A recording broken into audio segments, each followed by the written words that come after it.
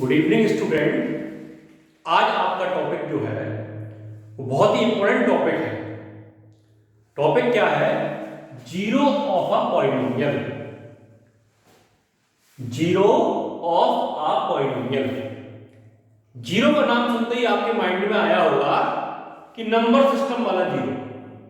नहीं, उस जीरो और जीरो ऑफ अ पॉलिनोमियल में बहुत ज्यादा डिफरेंस है। नंबर सिस्टम में जो जीरो होता है वो जीरो होता है ये, लेकिन जीरो ऑफ पॉलिनोमियल का मतलब क्या है? इसका मतलब क्या है? सुनिए, बहुत ध्यान से सुनिए। जीरो ऑफ पॉलिनोमियल का मतलब क्या है? उस पॉलिनोमियल में जिस पॉलिनोमियल की हम जीरो की बात करेंगे, चाहे वो कोई सा ही पॉलिनोमियल हो, चाहे वो लीनियर पॉलिनोमियल हो, चाहे क्वाड्रेटिक हो, चाहे क्यूबिक हो, चाहे बाई क्वाड्रेटिक हो, कैसा भी पॉलिनोमियल आपके पास हो, उसके जीरो का मतलब क्या होता है? तो जीरो ऑफ पॉलिनोमियल का मतलब value of variable present in polynomial. उस पॉलिनोमियल में जो भी वेरिएबल प्रेजेंट है, उस पॉलिनोमियल में जो भी वेरिएबल प्रेजेंट है, चाहे वो x हो या y हो या z हो। आपको क्लास 9th और 10th में पॉलिनोमियल इन वन वेरिएबल पढ़ना है। तो पॉलिनोमियल वन वेरिएबल में एक ही वेरिएबल होगा, और जो भी वो वेरिएबल होगा x, y, z, t, s, उस वेरिएबल की वैल्यू को अपन लोग जीरो ऑफ अ पॉलिनोमियल कहते हैं। फिर सुन लीजिए, जीरो ऑफ अ पॉलिनोमियल का मतलब वैल्यू ऑफ वेरिएबल। उस पॉलिनोमियल में जो भी वेरिएबल प्रेजेंट है, उसकी value zero of a polynomial कहलाती है। फॉर एग्जांपल, जैसे अपन लोगों के पास क्या है? Linear polynomial. Linear polynomial. अब लीनियर पॉलिनोमियल क्या होता है? हमने आपको बताया था कि किसी भी पॉलिनोमियल को रिप्रेजेंट करने के लिए px लिखा जाता है। x का मतलब x वेरिएबल है उसमें। लीनियर पॉलिनोमियल का वेरिएबल क्या है? x है, तो उसको क्या लिखा जाएगा? px। और लीनियर पॉलिनोमियल का जनरल और स्टैंडर्ड फॉर्म क्या होता है? ax plus b। क्या होता है? ax plus b, where a does not equal to 0 और a 0 नहीं होगा। अब लीनियर को ax plus b इसलिए बोल रहे हैं क्योंकि इसकी x की पावर कितनी है? कुछ नहीं है, मतलब 1। यहां पे कुछ नहीं लिखा है, इसका मतलब 1 होता है, इसका मतलब 1। तो highest power of the variable, यहां वेरिएबल की हाईएस्ट पावर कितनी है? 1। तो जिसकी highest power of the variable 1 होती है, उसको क्या बोलते हैं? उसको उसकी डिग्री बोलते हैं। तो डिग्री 1 होती है तो पॉलिनोमियल कहलाता है, लीनियर पॉलिनोमियल कहलाता है। तो लीनियर पॉलिनोमियल के जीरो को कैसे फाइंड आउट करेंगे?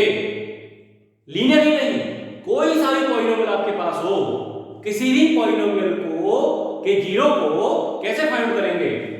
For finding the zero of a polynomial, for finding the zero of a polynomial, किसी भी पॉलिनोमियल के जीरो को फाइंड आउट करने के लिए क्या करते हैं? उस पॉलिनोमियल को नंबर सिस्टम वाले जीरो के इक्वल रख देते हैं। फिर से सुनिए, इस पॉलिनोमियल को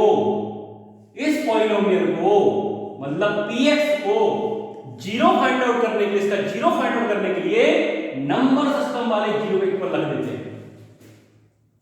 इस जीरो और जीरो ऑफ पॉलिनोमियल में बहुत ज्यादा डिफरेंस है, ठीक है? बार बार कह रहा हूं, किसी भी पॉलिनोमियल का जीरो फाइंड आउट करने के लिए एक भी जीरो हो सकता है, कई सारे जीरो हो सकते हैं, तो जीरोस बोल सकते हैं उसको, ठीक है? तो जीरो या जीरोस, ठीक है? फाइंड आउट करने के लिए उस पॉलिनोमियल को नंबर सिस्टम वाले जीरो के इक्वल रख देते हैं। मतलब यहां पे ax plus b equal to 0 हो जाएगा। और जब 0 हो जाएगा तो मैंने आपको बताया था 0 ओवर पॉलिनोमियल का मतलब वैल्यू ऑफ वेरिएबल। तो यहां पे वेरिएबल क्या है? x। यहां पे वेरिएबल क्या है? x। तो x की वैल्यू फाइंड करेंगे और ट्रांसपोजिशन मेथड तो आपको आता ही होगा। क्या कहता है कि ax is equal to b को उस तरफ भेजेंगे सबसे पहले तो माइनस b हो जाएगा और x इक्वल टू ये मल्टीप्लाई में है तो जाके डिवाइड हो जाएगा। तो x की वैल्यू क्या आती है? माइनस बी अपॉन ए।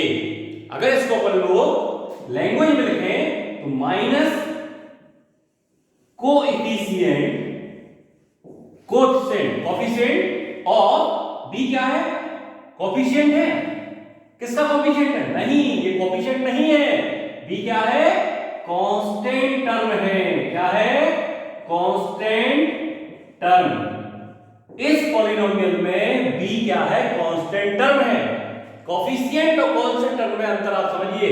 अगर कोई वेरिएबल साथ में नहीं है, अगर कोई वेरिएबल साथ में नहीं है तो उस कांस्टेंट को या उस टर्म को कांस्टेंट टर्म कह दिया जाता है। Constant term minus constant term upon a क्या है? ए है कोएफिशिएंट ऑफ x। तो किसी भी पॉलिनोमियल का जीरो क्या होगा? जीरो होगा पॉलिनोमियल माइनस किसी भी पॉलिनोमियल का नहीं, यहां पे लीनियर पॉलिनोमियल की बात कर रहा है। तो लीनियर पॉलिनोमियल का जीरो जो होगा क्या होगा? Minus constant term upon coefficient of x। मतलब x equal to minus b upon a. और अगर आपको ये फॉर्मूला याद नहीं करना है तो मैंने आपको बताया है किसी भी पॉलिनोमियल, फिलहाल तो लीनियर पॉलिनोमियल की बात हो रही है, लीनियर पॉलिनोमियल का जीरो फाइंड आउट करने के लिए पॉलिनोमियल को नंबर सिस्टम वाले जीरो जो है, जीरो नंबर जो है उसके इक्वल रख देंगे और x की वैल्यू निकाल देंगे क्योंकि value of variable is called zero over polynomial. अब आपको मैं बताता हूं, जिसकी जितनी डिग्री उसके उतने नंबर ऑफ जीरोस। जिस पॉलिनोमियल की जितनी डिग्री होगी उसके नंबर ऑफ जीरोस उतने ही होते हैं। तो यहां पे आपके पास कॉन्सेप्ट है नया कि number of zeros in a polynomial is equal to degree of polynomial. उसकी डिग्री आप पहले पता कर लीजिए, उसमें नंबर ऑफ जीरो उतने ही होंगे। जैसे लीनियर पॉलिनोमियल की डिग्री 1 होती है तो उसमें एक ही जीरो होगा। क्वाड्रेटिक पॉलिनोमियल की डिग्री 2, इसलिए नंबर ऑफ जीरोस कितने होंगे? 2। क्यूबिक पॉलिनोमियल की डिग्री 3 तो उसमें नंबर ऑफ जीरोस कितने होंगे? 3। इसी तरीके से जितनी जिसकी डिग्री उतने ही उसके जीरोस होंगे। डिग्री मतलब वैल्यू, डिग्री मतलब highest power of the variable और जीरोस मतलब वैल्यू ऑफ वेरिएबल। क्लियर बेटा? ये कॉन्सेप्ट बहुत आगे तक जाता है। इस कॉन्सेप्ट को आप समझिए, अच्छी तरह से समझिए, अंतर करना सीखिए। ये जीरो अलग होता है और जीरोस ऑफ पॉलिनोमियल अलग चीज होती है। बहुत सारे बच्चे कंफ्यूज रहते हैं, तो अब हमें लगता है आपका कंफ्यूजन दूर हो गया होगा। और एक एग्जांपल लेते हैं। सपोज दैट आपके पास एक पॉलिनोमियल है pt is equal to 2t plus 3। pt is equal to 2t plus 3। यहां पे t क्या है? वेरिएबल है। अब मैं कहूं इसका जीरो फाइंड आउट करो तो एक बार फॉर्मूले से कर सकते हैं और ट्रांसपोजिशन से भी कर सकते हैं। तो क्या करना है? जीरो ऑफ क्या करना है? Zero of pt, zero of pt find out करना है। तो जीरो ऑफ pt क्या होगा? इज इक्वल टू, उसको कैसे लिखेंगे बोल लो? t से। तो t इज इक्वल टू क्या हो जाएगा बेटा? यहां पे लिख देता हूं मैं, t is equal to minus coefficient, minus constant term. तो कांस्टेंट टर्म यहां पे क्या है? 3 और अपॉन में कोफिशिएंट ऑफ x, मतलब कोफिशिएंट ऑफ x का मतलब वेरिएबल, जो भी वेरिएबल है आपके पास। तो वेरिएबल क्या है? t। ये कोफिशिएंट कितना है? 2। तो कितना आ गया? -3/2 is the zero of pt। और ऐसे नहीं करना है तो मैंने आपको ट्रांसपोजिशन मेथड समझाया है। वैसे भी आप कर सकते हैं। अब जाके आपको क्लियर होगा। अगली वीडियो में आपको zeros of a quadratic polynomial कैसे फाइंड आउट किए जाते हैं वो आपको बताऊंगा। Thank you.